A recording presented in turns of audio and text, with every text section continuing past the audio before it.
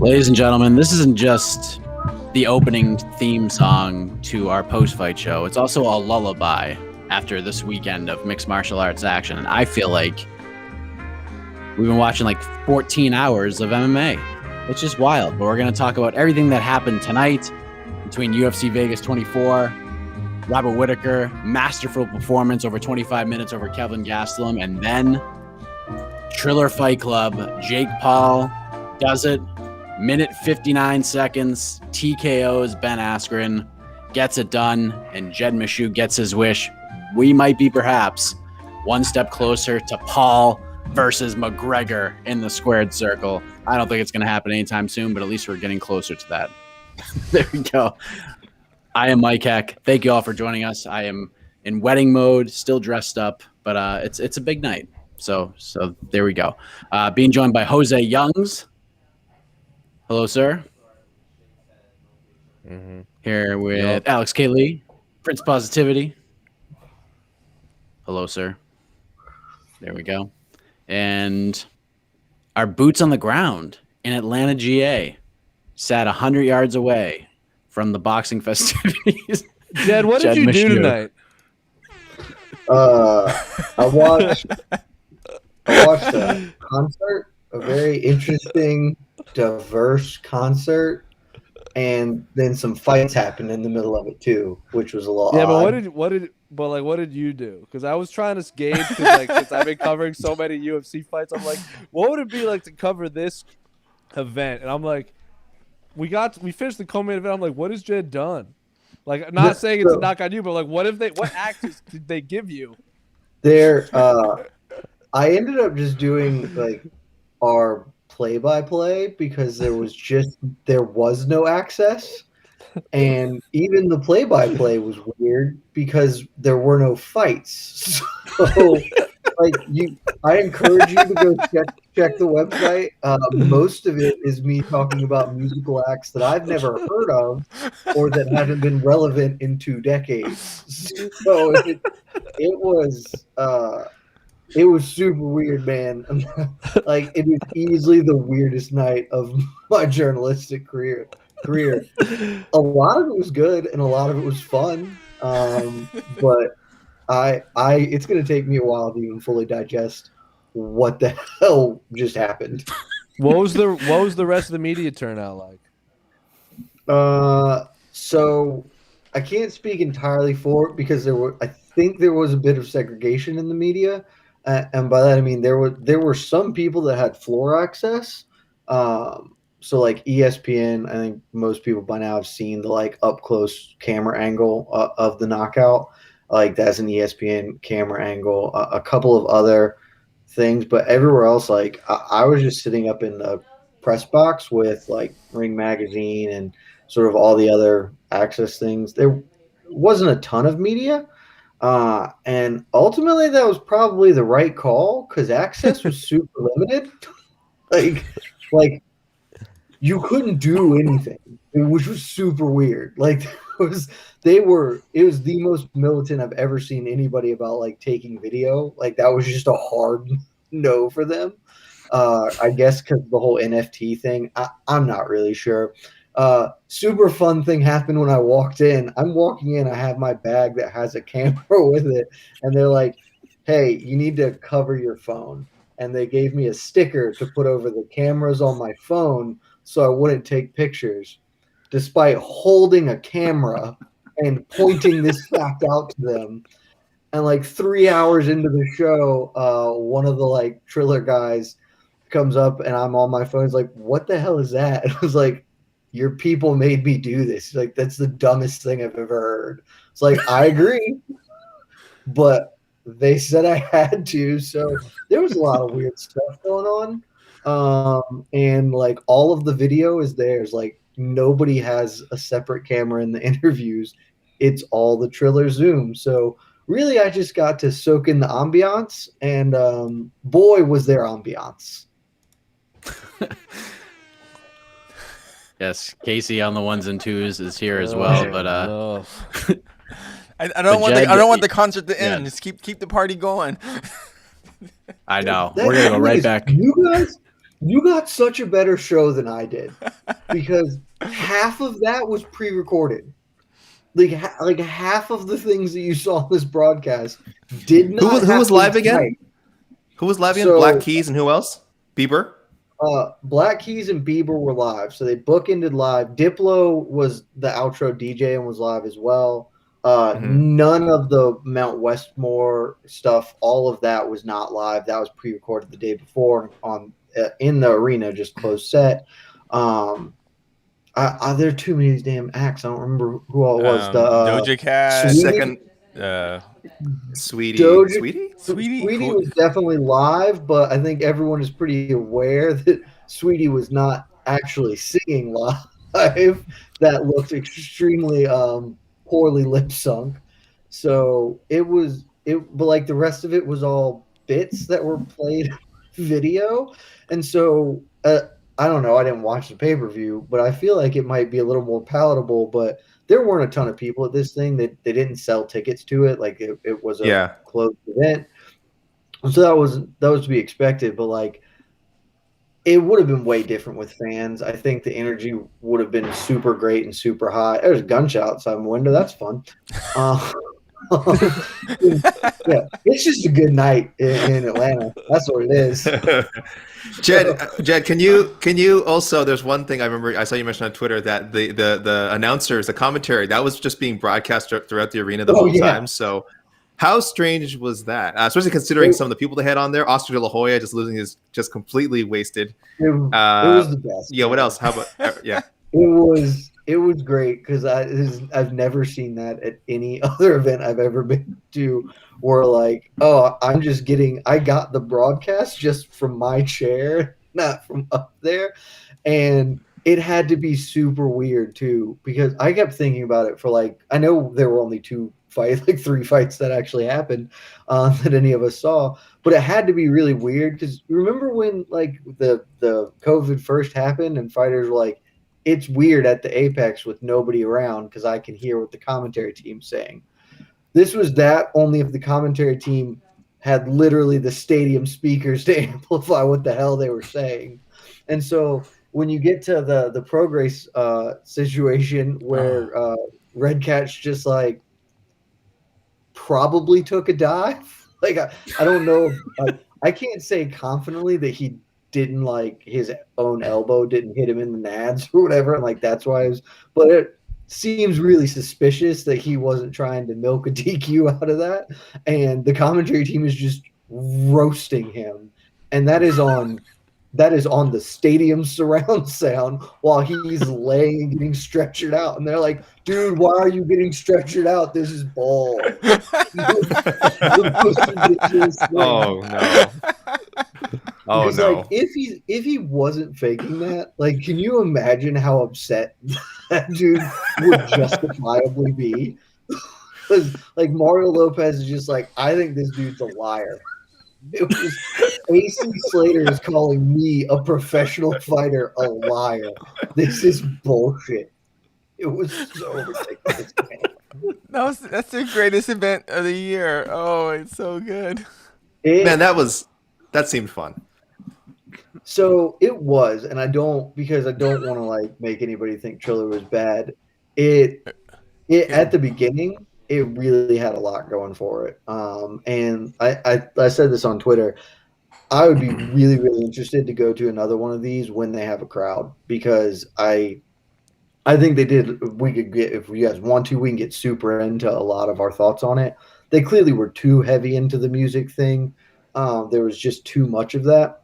But there was like a little bit of an atmosphere going there, and that would have been like popping off with a bunch of people there. There just were only like 200 fans and then 600 people working the show, because you had a bunch of really famous people and a lot going on. So I think if they had a fan base there, it would have been awesome. It was still really fun. It was just, it dragged on, and they could work on pacing and probably a lot of other things, but ultimately pretty good time, and they're probably very happy with the outcome. All right, well, listen, Jed, you were not far away from the big knockout. Jake Paul gets it done, First round, just under 2 minutes. What was it like being right there, watching that all play out? So I went down and sat with the fans for the main event, left press row, and like just went down to the thing. One, I am going to knock Triller on this because I think they did many things that were good or interesting or fun.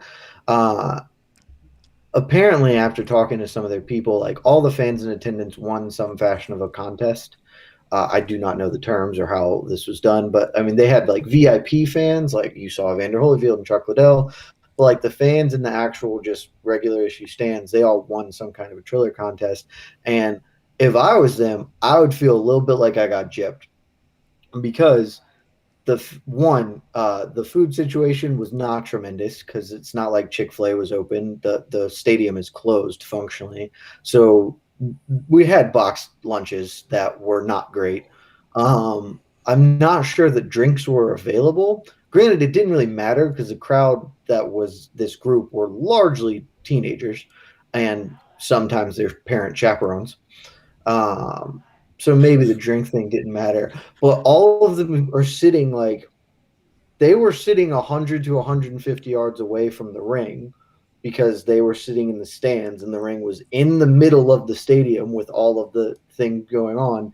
And then literally directly in the center, like blocking out most of the ring, was Triller's camera scaffolding set. So like you couldn't really see the ring unless you got all the way to the left or all the way to the right side of the select seating.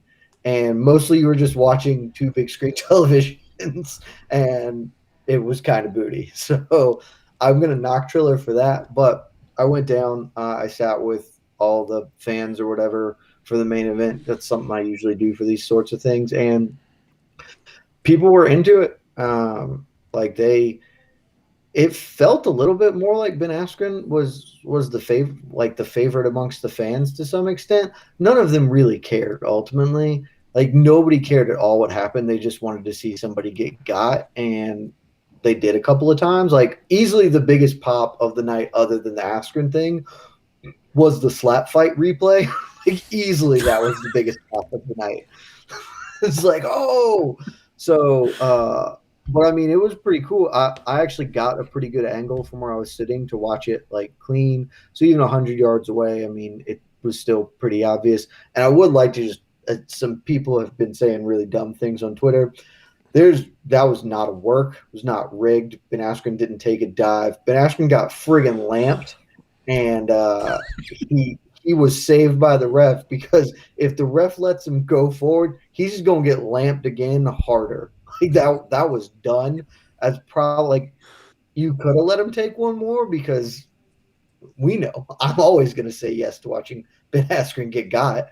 But yeah, good stoppage, and I mean that's the outcome everybody wanted, at least from Triller's side, certainly. Well, there you go. So we'll move on to the UFC momentarily because I know a lot of people want to talk about that long marathon of a card. I can't believe I made it back for any of those fights, let alone two of the fights. But I don't know who else watched it. I was live vlogging the main event of the UFC, so I didn't get to see any of it. I saw it on Twitter, but there's the rigged, all of that stuff that's going on. But can we confidently say at this point, and Jed, maybe you could attest to this because you were sitting right there. We saw the physique and everything. Ben was talking a bunch of trash. Like he sold the fight great. But is it fair to say that Ben didn't take this thing seriously at all? Like this was a payday and nothing more. Like, is that fair to say at this point? I don't know, man, because like I think it's more likely than not that that's the case. But people talking about Ben's physique, when was Ben ever an Adonis? Like he's a little softer than normal, and the commentary team said, Ben weighs 20 pounds more. He didn't cut any weight. Like I am not confident that he looked really anything majorly different than he would have if he were coming in for a welterweight fight. Like maybe he would have been a little fitter. I don't think that would have made a difference in the outcome. Maybe he didn't take his training that seriously. I think that's very in play because he did seem super confident, but also he could have taken it seriously. It doesn't matter. Like he's really bad at boxing. If you read the article me and AK wrote this week, like yesterday or today is when it dropped. Before this, all that I said in there was he's old. He had functionally a hip replacement surgery, and he's not. He was bad at MMA boxing, which was largely just used to set up takedowns, which makes him like exponentially worse at actual boxing, which can't set up takedowns. Like he's just not good at this, and so it's not a surprising outcome. I was a little surprised that he got knocked. I was surprised he got knocked out early because he has shown to have a really good chin, but he took a really clean punch. And I think what we can safely say is Jake Paul at least hits hard. He's still not good at boxing, but he does hit hard, and he's good at celebrity boxing, and he's going to make millions of dollars because of that. Yes, he will. I'm actually watching the ESPN angle right now, and yeah, Lamp is probably a perfect. A lot of are people saying it? What, you didn't really get hit? That was a knockout. They're saying Ben took a dive, which is nonsense. No, you don't take a dive when you're the guy who's going to get his ass kicked. That's not a dive. That's not how a dive works. That's called losing the fight. It's also not. He's the best actor in the world if it happened. Like, if you watch that angle, the ref tries to give him an extra 6 seconds by doing that. Hey, Jake, go back to your corner. Yeah. And it's like Ben walk forward, and Ben stumbles forward because he got lamped. Like it's nonsense. I was really surprised that people started saying that, but I guess it's not that surprising. It was a 2-minute knockout, and a lot of people really thought that MMA is as good as boxing when it comes to boxing, I guess. I don't know. Yeah, and Frank Mir fought tonight too and went the distance. Dude, Frank Mir looked good. Yeah. Yeah. That fight was not good because it was the exact opposite of what Triller wanted to happen because it was boring. But Frank, props to Frank Mir and Andrei Arlovsky because apparently he did the damn thing too. Way to go, old heavyweights. You guys. former UFC champions. Yeah, former UFC heavyweight champions just out here grinding. And Jed, you could hear Oscar's commentary. I mean, if you ask Oscar, I mean, Mir was at some points was murdering Steve Cunningham. Oscar was killing the whole USSR, according to. I can hear Oscar's commentary in my house 2 miles away right now. I'm dead. I mean this 100% seriously. Obviously, the speakers, I just told you about this. I could legitimately hear what Oscar De La Hoya, I could hear his voice from where I was sitting in press row 300 yards away. He was loud. Oh, man. So that is Triller Boxing. I'm sure we're going to talk more about that this week. I'm sure Jed's going to come back on Between the Links because everyone wants a rematch between him and Drake. But let us talk about... How did my boy do? How did my big boys do? Oh, the two walruses? Oh, it was the greatest fight ever. It was a very Jed dead doesn't ending. know. It was a very dead ending. Oh, he would have loved it. Oh, do you know how it ended, Jed? I saw that it was a nutshot KO or DQ or was it DQ or no contest? A nut shot to go to the judges. They went to a tech they went to the scorecards. Yeah. Brilliant. So we had two technical decisions. A split decision. A tech split decision for Romanov. That is the most appropriate ending. Ah, man. Wild. But in the main event, Mike, over at the, Mike, go ahead. I'm not going to have a lot of UFC thoughts either. I was on a lot of and I'll ask cover. So before we change it, I just want to say I see a lot of people in our comments saying how much they hated the show. Which show? I honestly, which one?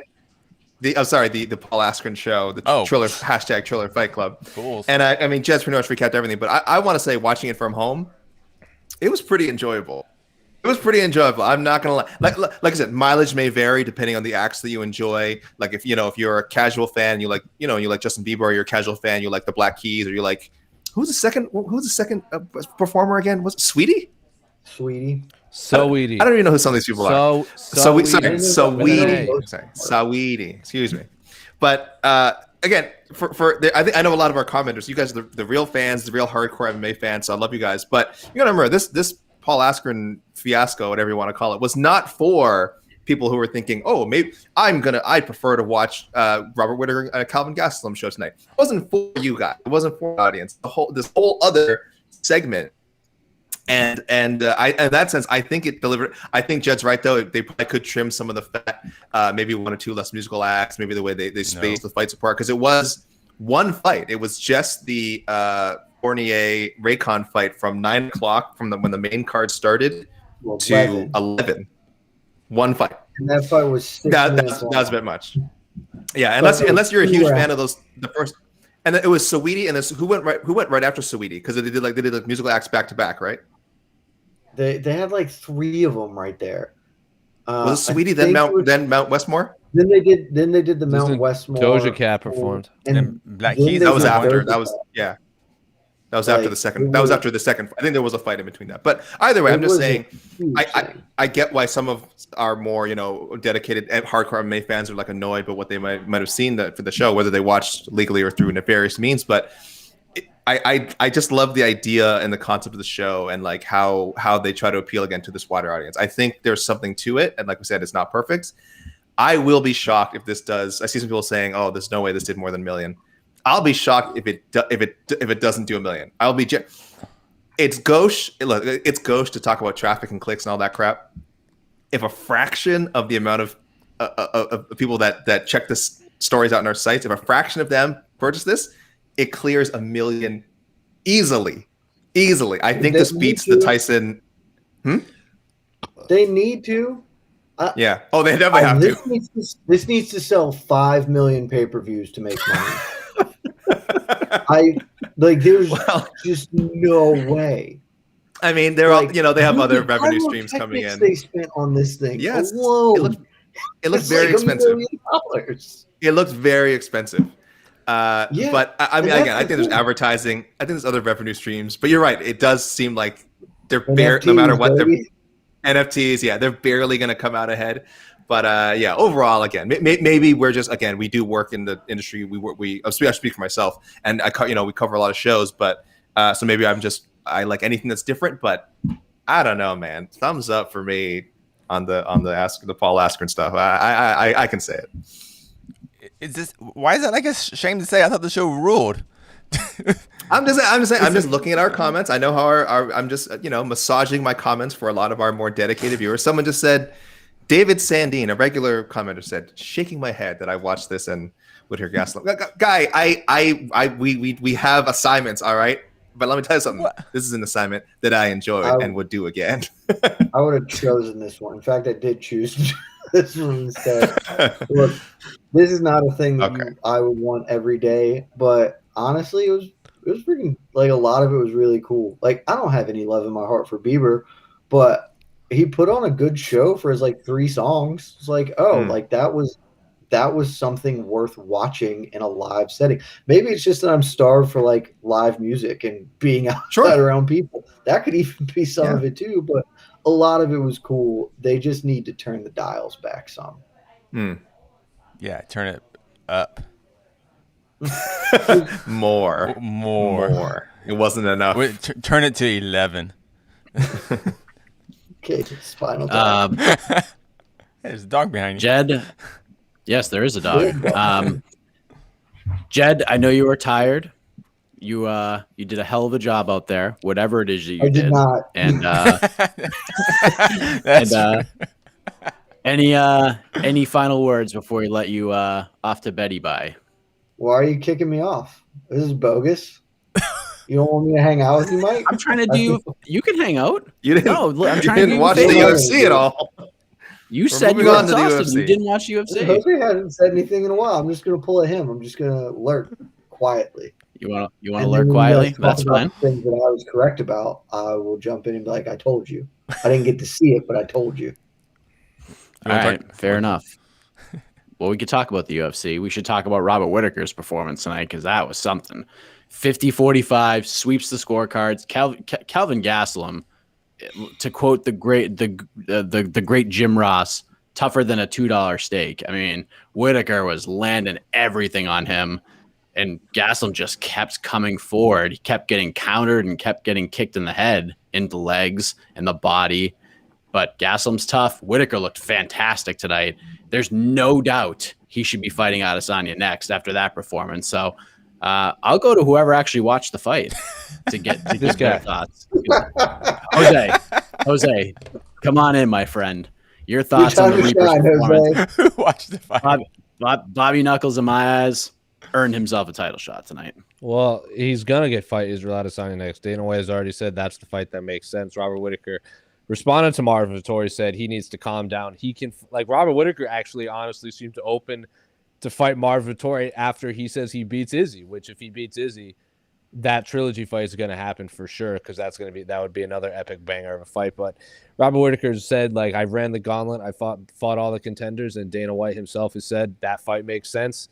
Izzy versus Whittaker too. Robert Whittaker, I think his exact phrasing was, that's the only fight that makes sense. Israel Adesanya tweeted, well done, my son. So, yeah, I think that fight is 100% going to happen next, and I am all here for it. That fight ruled. Robert Whittaker's high kick was on point today, and my God, he looked unbelievable.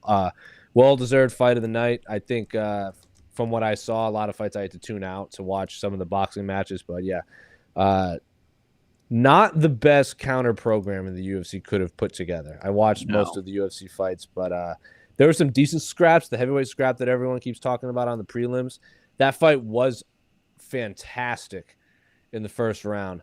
And then it kind of slowed down in the second, and then it kind of ended goofy. Tracy Cortez, I think, won the fight easily. I don't think that was a split decision.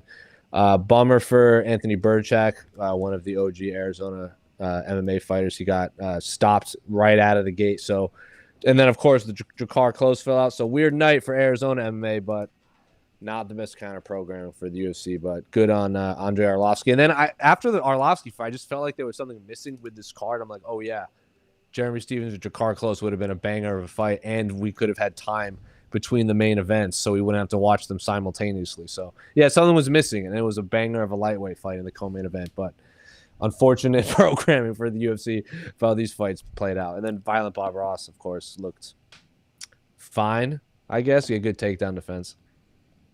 That's about it. To be fair, we didn't have to watch them simultaneously either. Jake got Ben out of there real quick, made it easy for everyone. That's true. That's true. I was like, I didn't even know what happened. And then, like, between rounds, I looked on Twitter, and I think whoever's doing the live play-by-play of, like, Jake Paul's speech, I pretty much saw, like, I can't believe how I feel right now. It's like a dream. And I was like, the fight's over already? Are you kidding me? Wow. And here we are. I see a question came in from that dude whose name I don't remember. And I've seen this a lot. When did the UFC card start? Because everyone seems to feel like it lasted forever. 4:30. So that'd be 7:30 Eastern. Oh, okay. Time, yeah. It was a long card. It was only 10 fights. God. That's not great. Yeah. So fight of the night, as Jose stated, was Whittaker versus Gastelum. 50-45s, all three judges' scorecards, but it was still a good fight despite the scorecards. Performance of the night bonus, Tony Gravely, and Jed's favorite fighter, Gerald Meerschaert, with an extra $50,000. Good for Gerald. First round submission. I mean, that's a good way to get to rebound after talking all that crap and getting got in 20 seconds.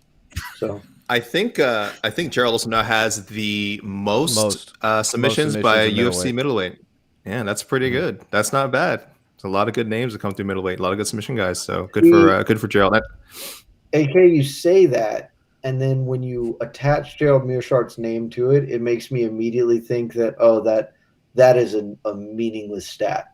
Damian Maia,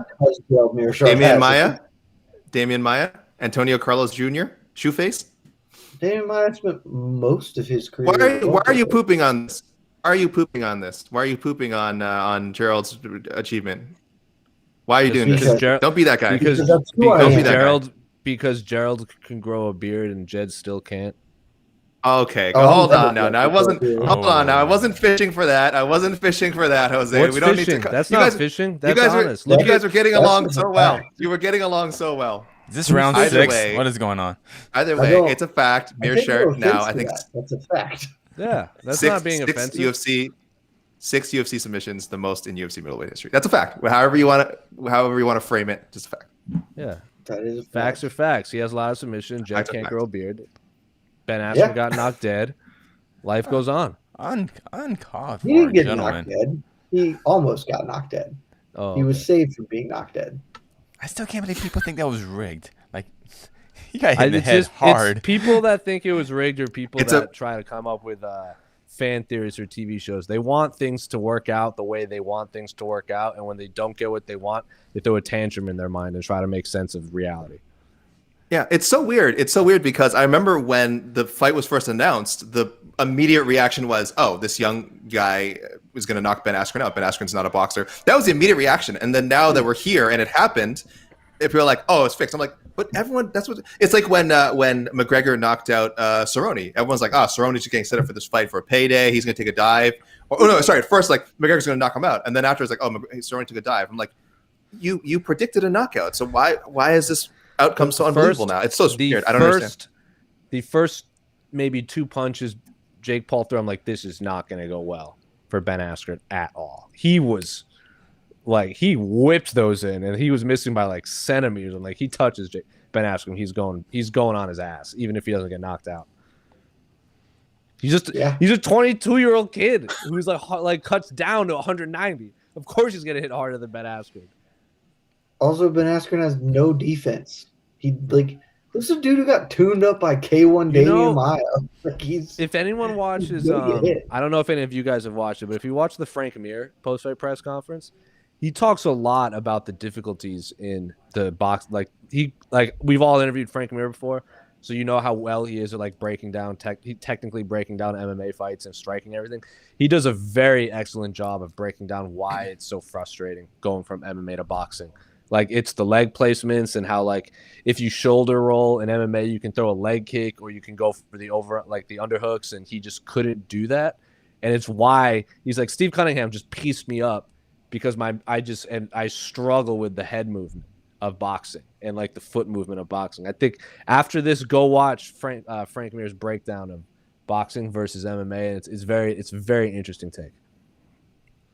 He's always been really smart about that. He's very good. Yeah. By the way, someone in the comments trying to correct me. He says Maia has 11 subs in the UFC. Fact. Yes, at between welterweight and middleweight. I said this is a UFC middleweight record. Come on, people. Gosh, get it together. I'm sorry, guys. I'm just getting cheesed. But yes, I'm sorry. What were we talking about? Ben Askren. Yeah, he got knocked. He lost. That's legit. It was legit. I don't know. We're talking about Frank Mir and the way he breaks down. Oh, I'm sorry. The difference. Yes, I'm sorry. I wasn't listening. I mean, he was on the same card, so you're in the ballpark at least. Yeah, but was he on the same card? Because those fights happened. It felt like a lifetime. It was a big gap. It was a fever. Yeah. So to kind of address the other question about like the pacing of the UFC. So I DJ'd a wedding about an hour and 15 minutes away from where I live, and it was supposed to end at 9:30 Eastern, and they kept me on for another hour, and apparently I was supposed to like live blog the main event between Whittaker and Gastelum. And I was like, I was. So I get in the car an hour later, drove an extra hour and 15 minutes back home, and still made it back for the co-main event. That's how slowly paced this card was. So yes, it was poorly paced. It really was. And especially, what was it? I got home in time for like the decision being read for the third fight. And then we got an entire interview with Volkanovski and Ortega about the Ultimate Fighter. That lasted 10 minutes. Let me jump. I don't think the pacing was that. I don't think it was the pacing. It was the fights. Because how many fights? There were 10 fights, and 9 of them were decisions, and a bunch of them were split decisions. So like that's why it felt like it was for like 8 of them, whatever. It was, and like I guess one of them was like a technical submission or whatever. I mean, like it was, and even like the Romanov one was a technical decision. That fight, like Romanov got the low blow. Yeah, it happened in like a minute into the third round, and then he took like 5 minutes to recover. So that was 6 minutes. That was a 6-minute round that it took, and then they still had to figure out the whole doctor situation. So that added to that. So A bunch of split decisions. Like the first fight of the night was a TKO, and then Joe Mershaw got like a submission 2 fights later, and then it was like split decision, low blow. So it's not like we're seeing wars. We're just like, oh my god, this is unbelievable right now. So yes, I don't think it was the pacing. It was just the amount of split decisions that were going on. It was no dominant wins like we were expecting. I had an aneurysm going from listening to the commentary for Triller and then flipping back and turning the volume up for the UFC. Like, it was just so incredibly like just polar opposites. Like it was wild. I don't know. I mean, Triller they were doing a thing. You know, it's something different. But man, just going back and forth, it was just like, man, it was wild. It was wild. Like right here after the Gerald Mershaw submission win, we had a split decision for Pena, a technical split decision for Romanov, split decision for Luis Pena, split decision for Tracy Cortez, and then 3 straight unanimous decisions, one of them being a 5-round decision for Robert Whittaker. That's why that card felt like it took forever. I think 4 split decisions ties a record for split decisions on a card, which is a weird piece of fact that I didn't know. Which is a fine record to have. And look, I think even some of the fights they set up that they were kind of hoping would produce a big like Al Hassan and Malkoun. I think people thought, okay, well, this is going to end in someone getting finished. And congratulations from Malkoun. He lost. Malkoun really great, showed off really great wrestling and just controlled the fight with it. And that's why, again, the last and worst thing that they thought was going to happen. So that didn't work out. That Arlovsky-Sherman fight, again, I'm just kind of watching 2 things at once. Every time I kept checking back, I couldn't believe how long, but that fight felt longer than. There was some groin shots in there. Boy, I kept looking back and I'm like, this is still going. I can't believe. I'm like, Justin Bieber's performing. Justin Bieber's done. Oh, the fight's still going. This is what. There was like a point where Chase Sherman tried to do like the Max Holloway, where he like pointed at the ground and Andre Arlovsky was like, no. So that was a highlight. I forgot. Thank you. Thank you for reminding me that was so good. No. I love that fight so much because I've seen no fights on this card, and I 100% know exactly how the Arlovsky-Sherman fight looked. Like I just know exactly what that fight looked like. Even though it was unanimous for Arlovsky, I think a lot of like Chase Sherman was like, yeah, I won that fight. I was like, yeah, it was a muddy, fight. Ugly. It's muddy and ugly. Arlovsky probably did a lot of clinching to just suck time away. He's the best. No, it wasn't. Really? I mean, yeah, they fought the whole time. In the first round, Chase Sherman had Arlovsky hurt badly. Yeah, and then Sherman landed a knee to the midsection, and Arlovsky tried to like play it off like he got low blowed. He tried a wily veteran move, but Keith Peterson, no nonsense, was like, no. He should have waited till the stretcher took him out. That would have been the pro move. So Arlovsky comes back and throws like a spinning back fist. The Romanov fight, when he got low blowed, it was like it wasn't even a hard one. I think he got like a dead leg on the inside of his thigh because he couldn't extend it. He was like sitting there. He's like, I can't extend, but it was like the language barrier. So he had to like bring in his coach, and then his coach was talking to him, and then his coach would tell the ref, and the ref would be like, no, tell the doctor. And it was like this whole lost in translation thing.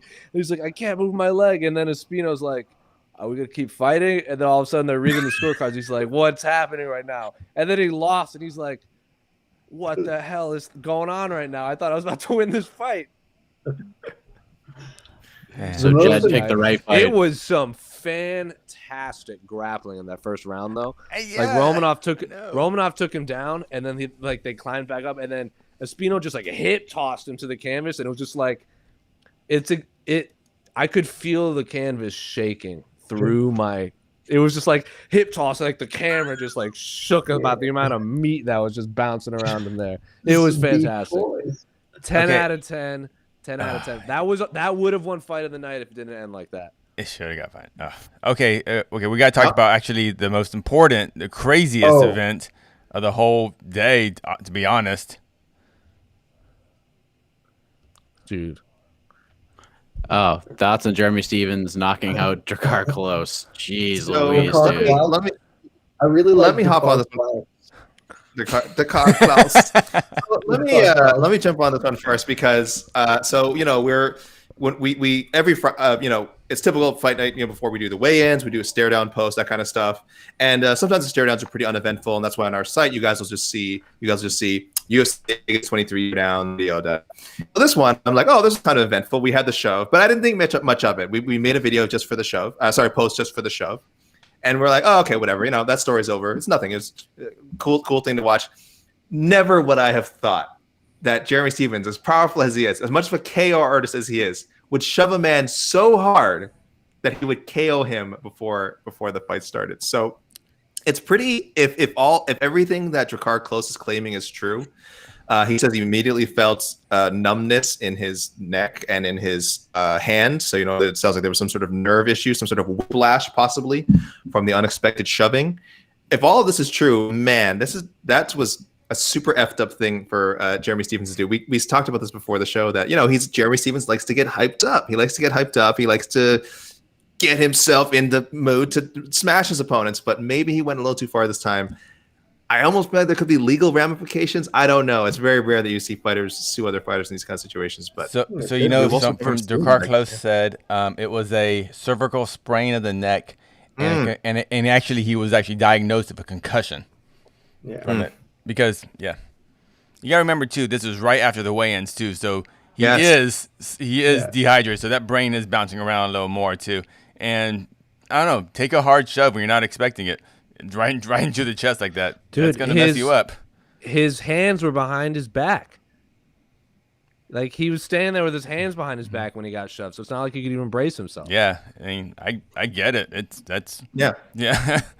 It's weird, it but I totally get it. Yeah. It was the perfect storm for a shove to like really hurt someone.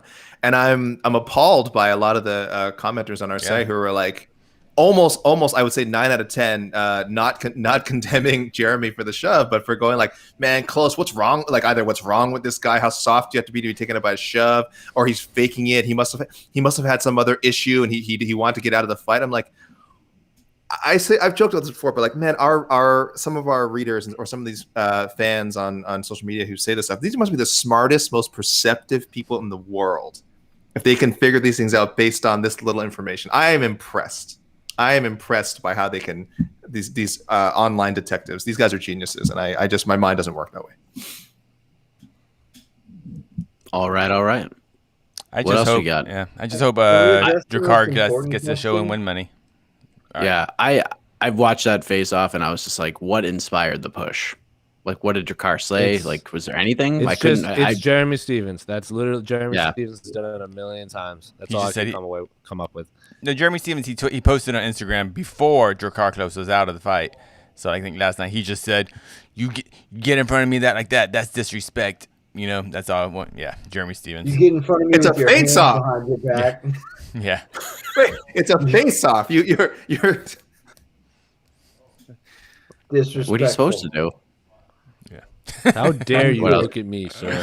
What were you gonna say, Jed? Yeah, how dare you face me? Well, one, it's really dumb. It's pretty obvious. Fighters should not be allowed to touch each other at the weigh-ins. I mean, outside of a UFC rule, like literally the actual technical legal definition of what Jeremy Stephens did there is battery. He touched him. There was no waiver for that to be applied. That was unwanted touching, and it resulted in injury. Yes, there could be legal ramifications. There won't be. Drakkar Klose is not going to sue Jeremy Stephens. So that's where we're at. Close. But yeah, pretty obviously they should just not allow fighters to touch each other at weigh-ins.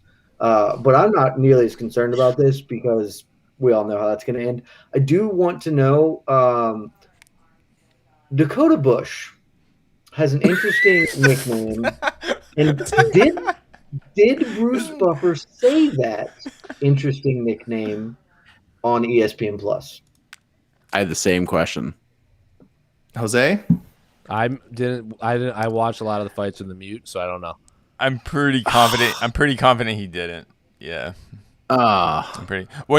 On the on the graphics UFC has, they'll put their nickname on the graphics, and he had him as no nickname.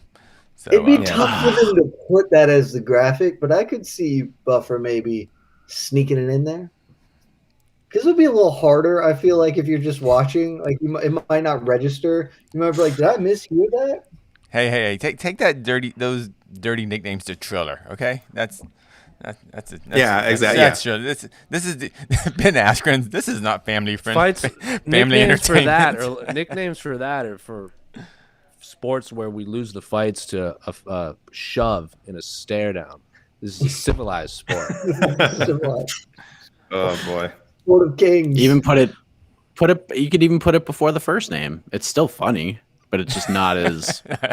His nickname should be W. That'd be funny.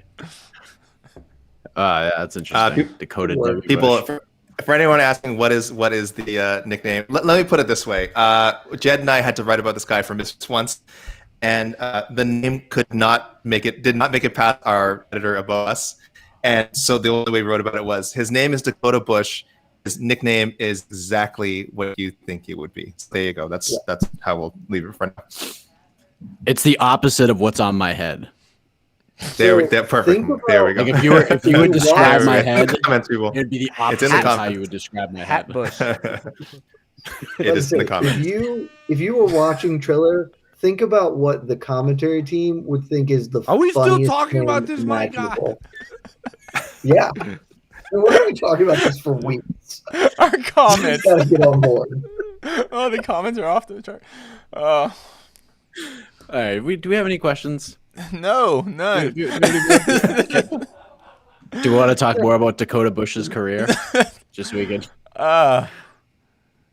Do we have anything I have a lot to. I have things to say about the Triller card, but as far as the UFC card, it was cool. Yeah, people fought, guys won, guys lost. Can we talk about Jessica Penne? Jessica Penne, congrats on a win, her first win in 1,500 days. But Lupe Godinez looked pretty good too, and she hit a jackknife power bomb. She did. It was effing. That's like the sickest thing I've ever seen. It was, she legitimately.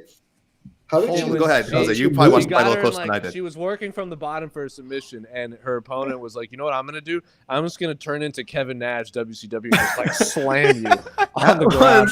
It was absolutely fantastic, dude. And then they showed like the slow mo replay of like Penne's face, like going whoa, like in the ground.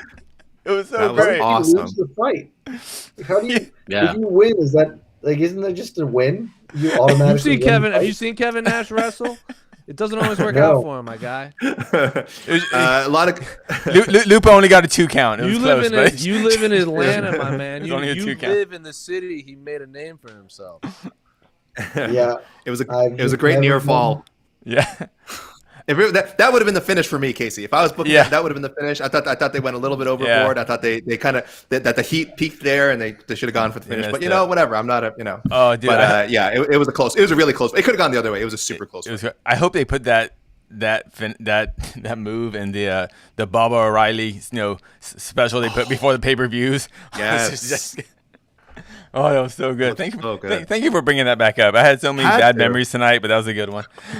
Yeah, there was some. I wasn't watching this fight super close, but there was some good stuff going on in the UFC. Like we said, just in comparison to the spectacle of Triller Fight Club, it was such a contrast of all the cards that could have happened opposite the Triller Fight Club card. It's such a if you were watching both, it really was this contrast of like, of course, great competitive fights on the UFC, but there was just not that spark. It felt a little mundane, and then of course on the other side, just complete chaos.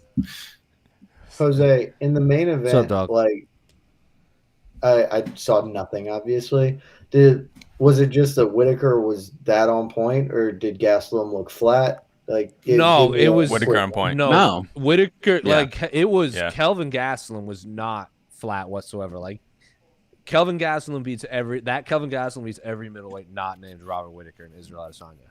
Robert Whittaker was just that good. Yeah, like everything Kelvin Gastelum came with, Robert Whittaker just had a counter. That first round, I thought someone was going to bed by round 2. It was such high level striking back and forth for about 10 minutes. It was such an awesome fight.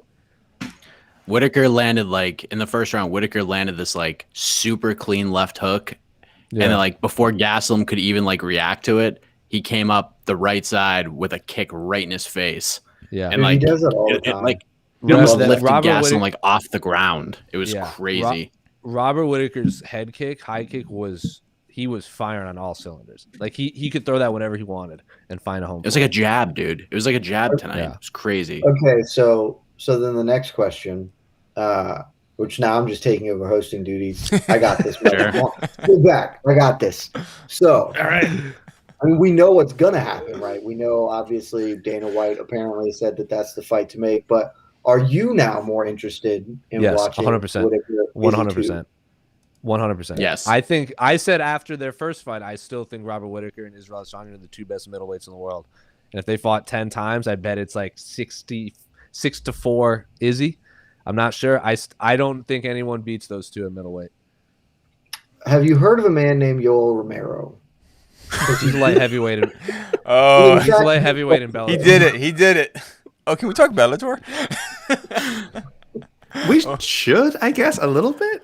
Dude, the biggest story of the weekend. Phil Davis had an exciting fight. A straight up exciting fight. I'm pretty confident when I say Phil Davis is probably not even the top 5 storylines of this weekend. That's I'm crazy. confident when say I know. Extremely. Regardless of how much Casey sells, Phil Davis fought an exciting fight. It was unreal. Well, hold on. I don't know if I'll go as far as say exciting. What? But it was a very. I don't know if it's exciting. It was a very good fight. fine. It was a very good That fight. was a great. It was just Super high level. It was good as the main super high event level. tonight in the UFC. It was just I'll just agree two with that. really good fighters. Yeah. Nemkov and Phil Davis. I think a fight can be good without being exciting. I didn't think it was a super exciting fight, but it was a really good. Like if you just want to see two high level, Nemkov's striking, it's so enjoyable to watch. It was much more such a fun exciting fighter. than Jan and Israel Adesanya. I'll say that. Sure, Yeah. there we go. Of the last Yeah, two if you light want, yeah. heavyweight title fights, Nemkov Davis was much more exciting. It was. I don't think it was more exciting than Whittaker Gastelum though. I No. think it was really. Oh, No. okay. I think it was. But Casey, you watch Bellator with rose-colored glasses. So let's start with Dude, that. I shit on Bellator more than anyone. It was a good fight. It just wasn't. I don't think it was exciting as the main event. What's the? Okay, I'm sorry. It's the second most exciting fight of the weekend. Okay, I'm sorry. Well, I think we can say the Bellator main card was better than the UFC main The card. third. 100%. Yeah. Oh yeah, without a doubt. Dude, Hamasi. Daily Hamasi fight of the- One of the best fights of the year. one of the best fights of the year. Yeah. Amazing. That fight was great. Amazing. I'm not even And a give- Hamasi fan by any means as a human being or a fighter. I know what you mean. But that was a great fight. It was. Sure. And give Corey Anderson some credit too, because and Vita already had that Giannis wasn't a bad fight either. But I just want to say, Stolen, I've heard very low rumors, and these are like low, so I don't know how truthful they are. It should be fun. That we might get Bader and Corey Anderson. They're looking at Arizona with a crowd. Like, I'm so excited if Arizona gets some. The last time Bellator was here, I'm pretty sure it was Bellator 100, and that was like the Bjorn Rebney days. And he's like, we were like, is this going to be a big deal? He's like, no, we're going to make it not a big deal because all of our fights are a big deal. And I was like, Bjorn, stop it. Do you know who headlined? I'm pretty sure Ben Saunders and Douglas Lima headlined that card. That was the main event. That was a crazy knockout too, right? I'm pretty sure Saunders got knocked out Jen- big, I think by Lima. Bubba Jenkins lost to LaRue Burley on that card, if I remember correctly. And that was a big upset. That was a huge upset. Right, Huge. but we were I think- remember UFC 100 and Brock Lesnar and George St. Pierre on that card. And Bjorn Rebney was like, no, all of our events are a big deal. This isn't any different. I'm like, stupid. He put it in like the fifth biggest. He put it in like the fifth biggest arena in Arizona too. So I mean, let's be real. The Bellator light heavyweight Grand Prix did not get off to the most exciting start last week with Bader and Machida. That fight was a little depressing if you're a fan of Machida. It wasn't not particularly enjoyable to watch. Congrats to Bader. It's a great performance from him. It went as you expected it, yeah. But Corey Anderson, I actually really like the Corey Anderson Dolezhdan Yagshimuradov match. Wow. Thank you. I don't think I nailed it, but I liked it because I think the Corey you gotta say it, Ray, you gotta fake it. I think the Corey Anderson of the past, even 2 years ago, might not win that fight because he was actually getting hit a lot. He was actually eating Yagshimuradov was actually really impressive. Great counter striker. He knew exactly what he wanted to do. Just trying to time the uppercut. Of course, because he knows Anderson's going to try and shoot in on him.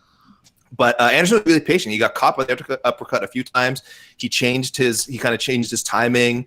And then eventually, when he was patient. He did not try and force the takedowns. And then when he finally got at the end of round 2, that's when you kind of knew that it was over for Yagshimuradov, and then he took over in round 3. So I was actually really impressed by Corey Anderson. And Yagshimuradov looked great too, but really impressed by Corey Anderson. Very mature. Like, that's what you want to see from a guy like him at this stage of his career. You want to see that he's learned these things. So, really looking forward to the next round. And of course, Yoel Romero and Anthony Rumble Johnson on May 7th. Yes. 2 That's weeks. a great main card too. It lost some sizzle. Let's not talk about that until it actually happens. Oh, Of course. That's a long time. That is a long time. But That's a long time. This guy. yes. I'm looking forward to that card. I think I might actually be there for that one. So I'm looking forward to heading to beautiful, scenic Uncasville, Connecticut once again. I'd love to go. I've So jealous. missed that beautiful scenic area. I'm jealous. All right. Do we have anything else we would like to discuss? I think I don't see any covered questions. everything. I don't see any questions. Ultimate Casey, are there Fighter? any questions? The Ultimate Fighter rosters are out. So there we go. June 1st, I think. Vince Murdoch, welcome back to the fold, as it were. Hopefully he's healthy. We compete. Apparently, Good to there's a see, media day. There's a media day on Monday, but I won't be there because I'll be on a plane.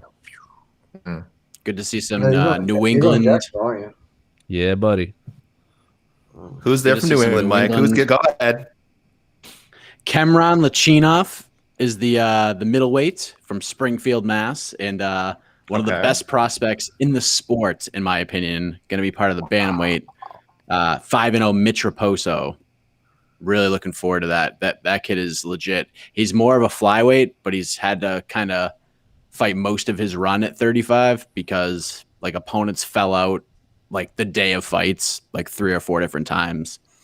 But he's a legit prospect, no doubt about it. So glad to see both those guys get their opportunity. Of course, Volkanovski and Ortega did their best to try to sell that season and sell their fight, and I just